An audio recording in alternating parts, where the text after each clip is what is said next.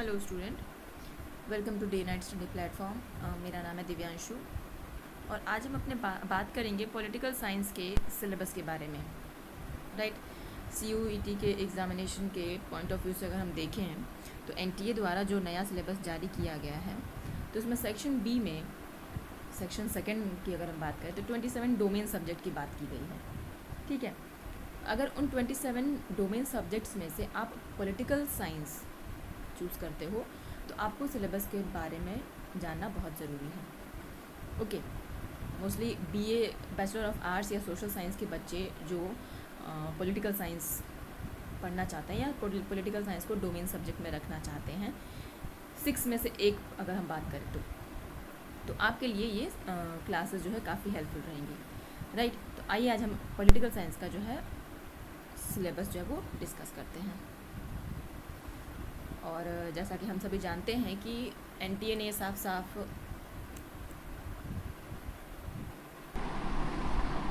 बता रखा है NTA ने कि आपको क्या पढ़ना है, 12th की NCERTs। राइट, तो अगर आप 12th की NCERT में देखें तो पॉलिटिकल साइंस में आपको 2 बुक्स दिखेंगे उसमें। ठीक है, एक में वर्ल्ड पॉलिटिक्स के बारे में डिस्कशन किया गया है और दूसरे में इंडियन पॉलिटिक्स के बारे में डिस्कशन किया गया है। तो उन्हीं में से अगर हम बात करें वर्ल्ड पॉलिटिक्स के बारे में कि हमें विश्व के पॉलिटिक्स के बारे में अगर जानने का मौका मिल रहा है तो उसमें हमें पढ़ना क्या है। ठीक है, तो चलिए डिटेल में हम इसके बारे में बात करते हैं। तो जो सबसे पहला चैप्टर जो हमें पढ़ना है वो पढ़ना है द कोल्ड वॉर एरा, यानी शीत युद्ध का दौर। तो सबसे पहले तो हमें पता होना चाहिए कि कोल्ड वॉर क्या होता है। ठीक है, चैप्टर में हम इसके बारे में डिटेल में बात करेंगे। अभी कुछ सब टॉपिक्स हैं जो आपको जानना ज़रूरी है कि इस चैप्टर के अंदर आपको पढ़ना क्या क्या है। ओके, तो कोल्ड वॉर का मतलब क्या होता है इसके बारे में हम देखेंगे। भारत का और शीत युद्ध का क्या संबंध है। ठीक है, उस टाइम पे जब ये शीत युद्ध हुआ था तो उस टाइम भारत का क्या योगदान रहा या नहीं रहा, इसके बारे में देखेंगे। इस शीत युद्ध के दौरान जो है 2 पावर ग्रुप्स जो थे विश्व में, 2 पावर ग्रुप्स कंट्रीज़ या 2 पावरफुल कंट्रीज़ जो थी उनका राइज हुआ, हमें ये देखने को मिलेगा। कौन कौन सी देशों का जो है वो देश जो है वो पावर ग्रुप बन के उभरी, दुनिया के सामने आई। ठीक है, और battle field of cold war का जो बैटल फील्ड था, ओके, रणभूमि जो थी उसके बारे में हमें जानने को मिलेगा। बाइपोलैरिटी के बारे में आप जानेंगे, इसमें गुटनिरपेक्ष जो होता है, सॉरी द्विध्रुवीयता जो होती है, ध्रुवीयता, उसके बारे में आप पढ़ेंगे। गुट निरपेक्ष के बारे में आप पढ़ेंगे। ठीक है, ओके, जैसे नॉन अलाइनमेंट मूवमेंट हो गया। ओके, और फिर इकोनॉमिक सिस्टम जो था उस टाइम पे, अर्थव्यवस्था की जो सिस्टम थी, आर्थिक अर्थव्यवस्था, उसके बारे में हम ये जानने की कोशिश करेंगे। किसमें? इस वाले चैप्टर में। राइट, फिर अगर हम नेक्स्ट देखें तो वो है end of bipolarity. End of bipolarity मतलब 2 ध्रुवीयता का अंत। ठीक है, इसमें आप क्या पढ़ेंगे कि यहाँ पे आप देखेंगे कि पॉलिटिक्स में विश्व के राजनीति में 2 पावर्स जो हैं वो बाहर आएंगे, इमर्ज्ड होंगे। ठीक है, उसके बाद आप पढ़ेंगे Russia, Balkan state, central Asian states, इन सब के बारे में आप पढ़ेंगे। ठीक है, और यहीं से आपको इसी चैप्टर में आपको ये देखने को मिलेगा कि इंडिया का जो रिलेशन है वो रशिया के साथ और पोस्ट कम्युनिस्ट स्टेट्स के साथ कैसा रहा।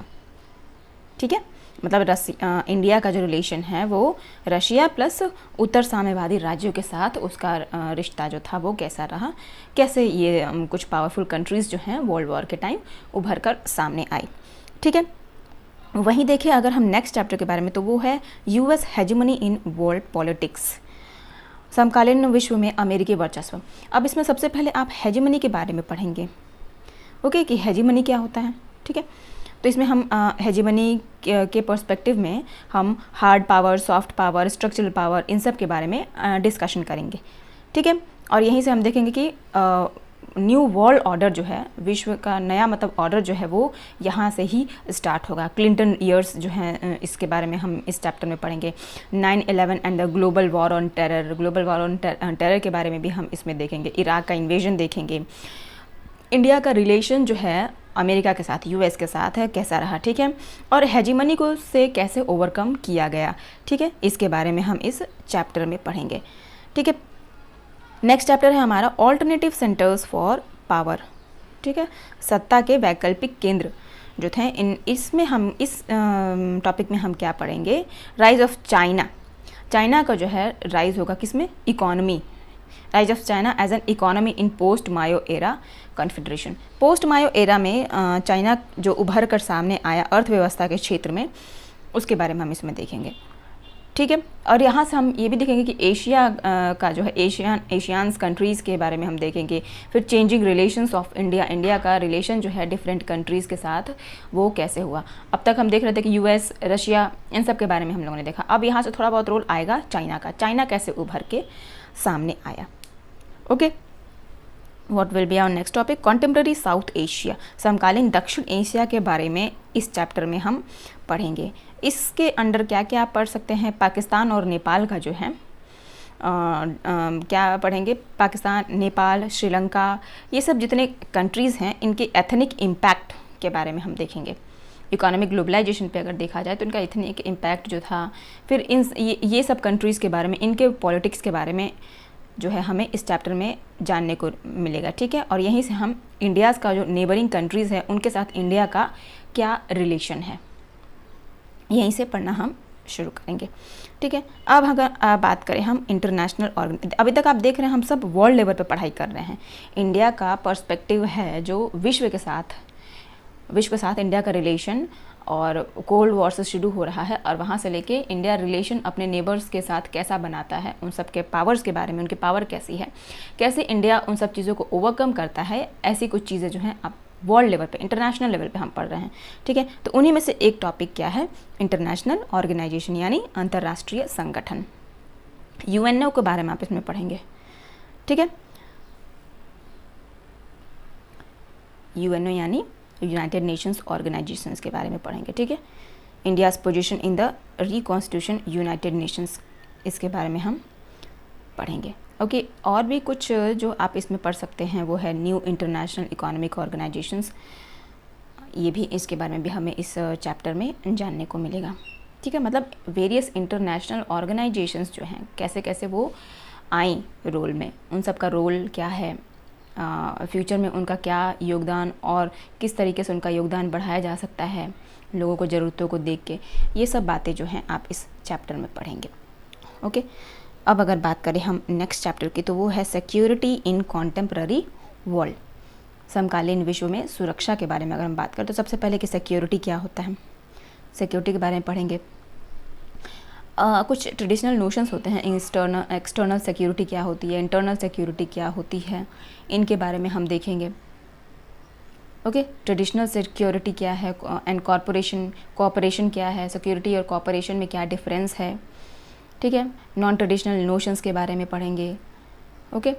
कॉरपोरेटिव सिक्योरिटीज़ के बारे में, इंडिया सिक्योरिटी स्ट्रेटजी, इंडिया की सुरक्षा स्ट्रेटजी क्या है, इसके बारे में भी हम देखेंगे, ठीक है। जैसे आप पढ़ेंगे ना कि नेशनल सिक्योरिटी के बारे में, इंटरनेशनल सिक्योरिटी के बारे में, तो ये सब बातें आपको जो हैं इस चैप्टर में जानने को मिलेंगी, ठीक है। डिटेल में हम सारे चैप्टर्स के बारे में डिस्कशन करेंगे। अभी हम आपको सिर्फ एक ओवरव्यू दे रहे हैं कि इस चैप्टर में आप क्या क्या पढ़ सकते हैं, ओके। क्वेश्चंस कैसे कैसे आएंगे जब हम चैप्टर पढ़ना शुरू करेंगे तो उसमें क्वेश्चन के साथ आपको बताया जाएगा, ठीक है। हर चैप्टर के बाद आपको टेस्ट उसका देना है, टेस्ट सॉल्व करना है, तो आपको पता चल जाए कि किस टाइप के क्वेश्चंस आते हैं, ओके। इन सारे चैप्टर्स में आपका थॉट प्रोसेस डेवलप किया जाएगा। अब वैसे क्वेश्चंस नहीं आएंगे जैसे पहले आते थे कि वन वर्ड टाइप क्वेश्चंस आ जाते थे, वन लाइनर याद कर लिया हो गया है, ऐसा नहीं हो सकता, अब आपको सोचना पड़ेगा, ओके। तो अब अगर बात करें नेक्स्ट चैप्टर के बारे में तो वो क्या है, इन्वायरमेंट एंड नेचुरल रिसोर्सेज के बारे में, पर्यावरण और प्राकृतिक संसाधन जो थे उनके बारे में हम इस चैप्टर में देखेंगे। वो क्या बताने की कोशिश कर रहा है, इसमें आप क्या देखेंगे कि वेरियस इन्वायरमेंटल मूवमेंट्स हुए थे, आंदोलन जो थे वो हुए थे, ठीक है। Evaluation of global environmental standard, ठीक है। मतलब क्या कि वैश्विक पर्यावरणीय मानक और मूल्यांकन जो थे किसको लेके, जितने सारे रिसोर्सेज थे उसके ऊपर जियोपॉलिटिक्स जो था, भू राजनीति जो थी, आप देखेंगे चैप्टर जब पढ़ेंगे तो ट्रेडिशनल और अदर रिसोर्सेज को लेके कॉन्फ्लिक्ट के बारे में, ठीक है, तो इसके बारे में भी हम जानने की कोशिश करेंगे। ठीक है, फिर आप इसमें ये भी देखेंगे कि इंडियाज़ का जो साइड था, मतलब भारत का जो साइड था पर्यावरण विचार को लेके, भारत का क्या पक्ष था, वो भी आप इस चैप्टर में ध्यान देंगे। ओके, अब अगर वहीं बात करें ग्लोबलाइजेशन के बारे में, ग्लोबलाइजेशन यानी वैश्वीकरण। वैश्वीकरण में आप क्या पढ़ेंगे? सबसे पहले तो आप देखेंगे कि ग्लोबलाइजेशन का मतलब क्या है, वैश्वीकरण का मतलब क्या है। सबसे पहले हम इसके बारे में समझेंगे, वैश्वीकरण का कारण क्या है, political consequences, economic consequences, cultural consequences, इन सब के बारे में क्या है, वैश्वीकरण का क्या कॉन्सिक्वेंसेस है, इन सब के बारे में हम इस चैप्टर में देखेंगे। ये भी देखेंगे कि India and globalisation, India, Bharat और वैश्वीकरण क्या रिश्ता है, क्या रिलेशन है दोनों में, इसके बारे में देखेंगे। रेजिस्टेंस टू ग्लोबलाइजेशन, ग्लोबलाइजेशन का रेजिस्टेंस जो है वो किस हद तक हुआ या हो रहा है, या अभी क्या उसका प्रभाव पड़ रहा है, ये सब बातें जो हैं आप इस चैप्टर में देखेंगे। राइट, तो ये था आपको कॉन्टेम्प्रेरी वर्ल्ड पॉलिटिक्स, विश्व पॉलिटिक्स को अगर ध्यान में देखें तो विश्व राजनीति के बारे में, तो आपको इतने सारे टॉपिक्स के बारे में पढ़ना है। ओके, इंडिया का रिलेशन अदर नेबरिंग कंट्री के साथ जो है ना वो काफ़ी इंपॉर्टेंट है, वो आपको ध्यान दे के पढ़ना है।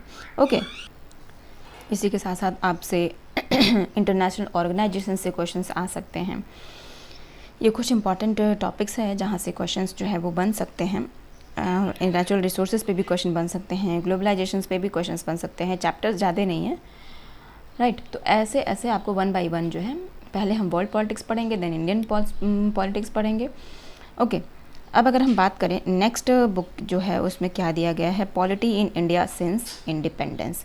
अब इसमें इंडियन पॉलिटिक्स के बारे में आपको पढ़ना है। ओके, तो अगर हम बात करें सबसे पहले टॉपिक के बारे में, तो वो क्या है, चैलेंजेस ऑफ नेशन बिल्डिंग। राष्ट्र निर्माण की जो चुनौतियाँ थीं, राष्ट्र निर्माण की चुनौतियों के बारे में जो है हम इस चैप्टर में पढ़ेंगे।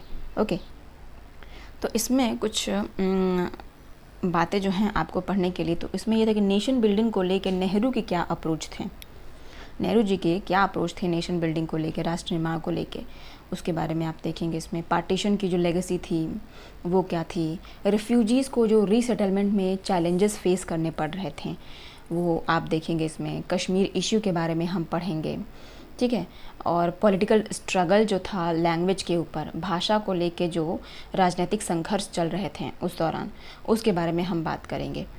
Okay, formation and recognisation of states को लेके बात करेंगे हम। ओके, गठन और पुनर्गठन की जो हो रहा था उस समय पे, इसके बारे में हम इसमें चर्चा करेंगे। ठीक है, वहीं अगर हम दूसरा टॉपिक देखें तो आप क्या पढ़ेंगे उसमें, era of one party domination. Era of one party domination यानी एक दल के प्रभुत्व का दौर जो होता है, इसमें आप क्या पढ़ेंगे। सबसे पहले तो आप डेमोक्रेसी को बिल्ड करने में जो चैलेंजेस आ रहे थे ना, जो चुनौतियाँ आ रही थी डेमोक्रेसी को बनाने के लिए, उसके बारे में हम बात करेंगे। ठीक है, आप देखेंगे उस दौरान जो है कांग्रेस जो है वो डोमिनेट कर रहा था, कांग्रेस डोमिनेशन के बारे में हम बात करेंगे।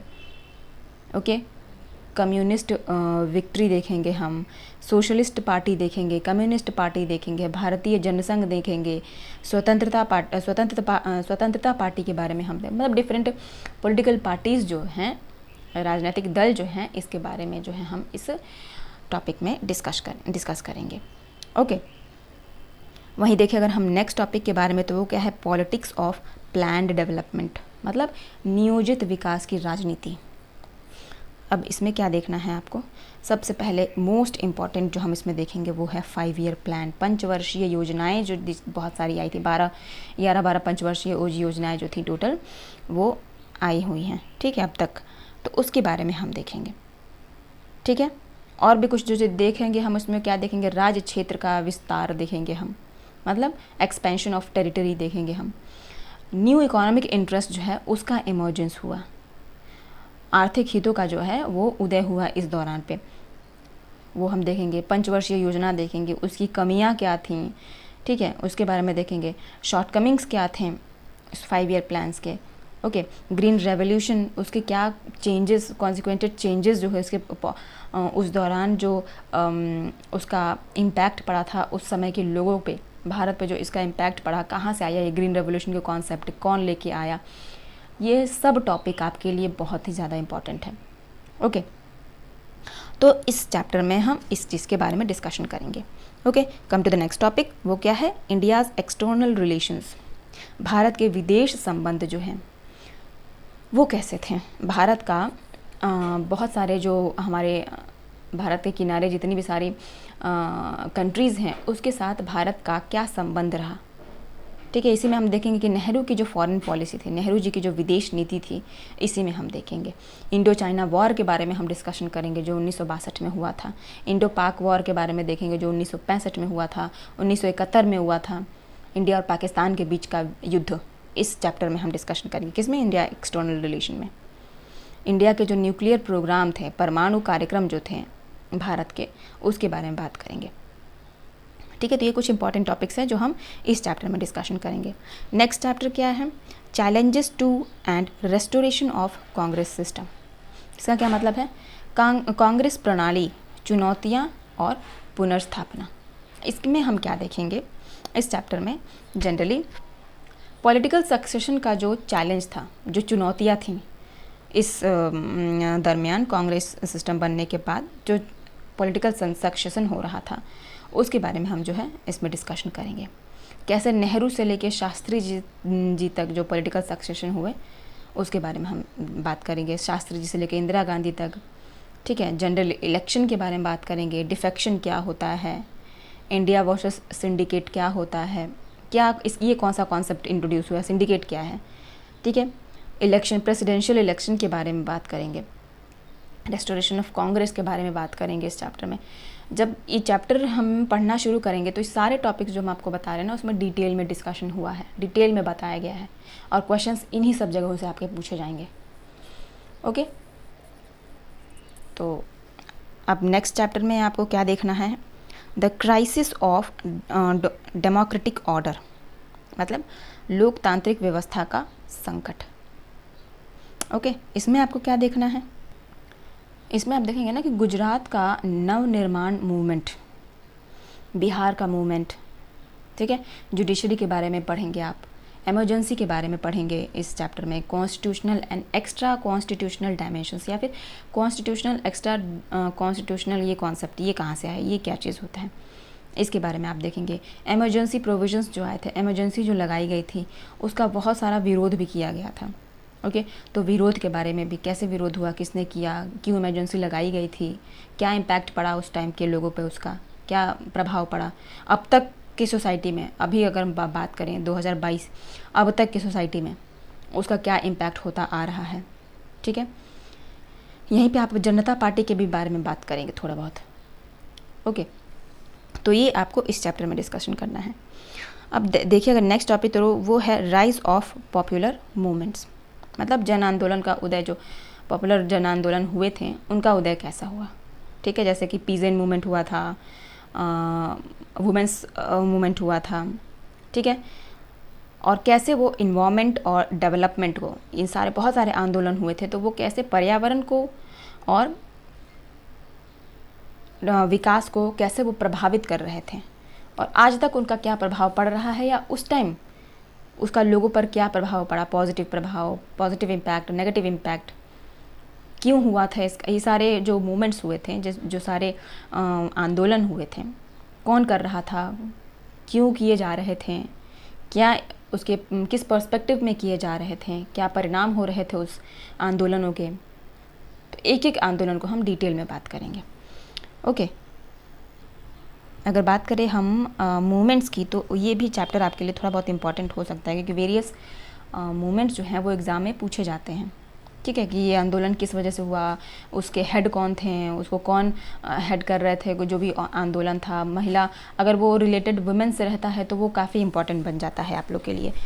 ठीक है, तो वहीं अगर बात करें नेक्स्ट चैप्टर की, तो वो क्या है? रीजनल एक्सपेरेशंस, मतलब क्षेत्रीय आकांक्षाएँ क्या थी। ओके, इस चैप्टर में आप क्या पढ़ेंगे? बेसिकली आप इस चैप्टर में देखेंगे कि इंट्रा रीजनल पार्टीज़ जो थी, मतलब अपने भारत के अंदर ये बहुत सारी डिफरेंट पॉलिटिकल पार्टीज़ जो थी, या फिर रिलीजन तो जो थी, उनके बीच में किस वजह से कुछ बहुत सारे आंदोलन हुए थे, राइट्स हुए थे, राइट्स इन द सेंस के विरोधी दंगे जो होते हैं वो हुए थे। जैसे कि आप पंजाब क्राइसिस देखेंगे, ठीक ठीक है। 1984 का आप Sikh rights, anti Sikh right मतलब सिख विरोधी दंगे जो थे, सिख को उस टाइम बहुत, सिखों का बहुत विरोध किया गया था उस समय पे, किस वजह से ये हुआ था, बहुत इंटरेस्टिंग ये टॉपिक है, ठीक है। जब आप पढ़ेंगे तो आपको समझ आएगा। उसी टाइम आप देखेंगे कि कश्मीर में उस समय क्या चल रहा था। ओके, नॉर्थ ईस्ट में, पूर्वोत्तर भारत में इसका क्या असर पड़ रहा था, क्या चुनौतियाँ इससे हो रही थी और उससे क्या प्रतिक्रियाएं, मतलब क्या प्रतिक्रियाएं इन द सेंस क्या रिएक्शंस आ रहे थे वहाँ से लोगों को इन सब राइट्स को लेके। यही सारे राइट्स नहीं, कई सारे राइट्स हो गए थे उस समय पे लेके। ओके, तो ये सब जो है आप इस चैप्टर में पढ़ेंगे, किसमें, रीजनल एस्पिरेशंस चैप्टर में। बहुत ही इंपॉर्टेंट चैप्टर है आपके लिए ये। चैप्टर्स तो वैसे सारे इंपॉर्टेंट है, क्वेश्चंस कहीं से भी आ सकते हैं, आपको ये नहीं पता कि कोई एक चैप्टर ही इंपॉर्टेंट है। ओके, अब अगर बात करें हम नेक्स्ट चैप्टर की, तो वो क्या है, recent developments in Indian politics. भारतीय राजनीति में कुछ नए बदलाव अभी रिसेंट में जो किए गए हैं वो क्या क्या हो सकते हैं। ओके, मैं उस टाइम पे जो किए गए थे वो भी इसमें इंक्लूड किए जा सकते हैं। ओके, तो यहीं पे आपको देखेगा कि rise of Janata Dal, Bharatiya Janata party, Janata Dal आएगा, भारतीय जनता पार्टी का इसमें रोल आएगा, रीजनल पार्टी का क्या रोल रहा वहाँ पे। ओके, ये सब बातें आपको देखने को मिलेगा यहाँ पे। गठबंधन की राजनीति, ये भी देखेगा आप, देखने को मिलेगा। जब जैसे ये गठबंधन शब्द आजकल बड़ा फेमस है, देखें अगर राजनीति में तो ये गठबंधन का जो शब्द है बहुत फेमस, ट्रेंड में चल रहा है। ओके, नेशनल डेमोक्रेटिक अलायंस के बारे में आप पढ़ेंगे। नेशनल डेमोक्रेटिक अलायंस क्या होता है, राष्ट्रीय जनता तांत्रिक गठबंधन, एनडीए जिसको हम बोलते हैं, नेशनल डेमोक्रेटिक अलायंस। ओके, वो क्या था, यूनाइटेड प्रोग्रेसिव अलायंस क्या था, संयुक्त प्रगतिशील गठबंधन जो था वो क्या था, उसके बारे में आप देखें कब कब वो आया, कौन कौन हेड था, या फिर कौन कौन सी पार्टियां जो है गठबंधन करी, इसके बारे में भी आएगा आपको। ओके, नेशनल डेमोक्रेटिक अलायंस के बारे में आप देखेंगे। नेशनल डेमोक्रेटिक अलायंस जो है अभी तक भी है वो। Okay, implementation of reports to Mandal commission, Mandal आयोग को रिपोर्ट लागू करना, ये सब जो तमाम बातें हैं पॉलिटिक्स को लेके, ये सब रिसेंट के डेवलपमेंट हैं, हाल के जो डेवलपमेंट किए गए हैं। सांप्रदायिकता, धर्मनिरपेक्षता, लोकतंत्र, इन सब के बारे में आप इस चैप्टर में देखेंगे। ओके, तो ये था आपको पॉलिटी में क्या, पॉलिटिकल साइंस में जो है वो क्या क्या पढ़ना है। एनसीईआरटी की 2 बुक्स हैं, दोनों में आपके, एक में वर्ल्ड पॉलिटिक्स है, विश्व का इतिहास है, विश्व का राजनीतिक वो इश्यू आपको डिस्कस करना है। और दूसरा जो है वो है इंडिया के पर्सपेक्टिव में भारतीय जो राजनीति थी, कैसे कैसे दल आए, कौन कौन से राजनीतिक दल आए, ओके, क्या क्या रोल प्ले किए, कौन कौन से मूवमेंट्स लेके आंदोलन आए। ओके, इन सब के बारे में पढ़ेंगे आप। इंडिया का रिलेशन जो था वो भारत के बाहर कैसा था, एक्सटर्नल कंट्रीज से भारत का रिलेशन जो है वो कैसा था, इसके बारे में हम बात करेंगे। डेमोक्रेटिक, कुछ पॉइंट पे एक आएगा कि डेमोक्रेटिक ऑर्डर का जो है ना वो क्राइसिस हो जाएगा। तो वहाँ पे इसके बारे में क्या होगा, उस चैप्टर में क्या होगा, इसके बारे में भी हम वहाँ डिस्कस करेंगे। पॉपुलर मूवमेंट्स, वेरियस प्रसिद्ध आंदोलन भी आएंगे रोल प्ले में, ठीक है। और कुछ भारत की राजनीति में कुछ रिसेंट डेवलपमेंट्स जो किए गए, जो परिवर्तन किए गए, और अभी उन परिवर्तनों का, जो परिवर्तन उस समय पर किए गए थे, अभी उन परिवर्तनों का क्या प्रभाव पड़ रहा है। ओके, तो ये सब बातें आपको पॉलिटिकल साइंस में पढ़नी है। जो भी प्रॉब्लम हो, आपको सिलेबस ना समझ में आया हो, आपको जो नंबर दिया गया है उस पर आप कॉल कर लेना, मैसेज कर लेना, आपका प्रॉब्लम से रिजॉल्व कर लिया जाएगा। ओके, तो I hope so you have like this video. Thank you so much.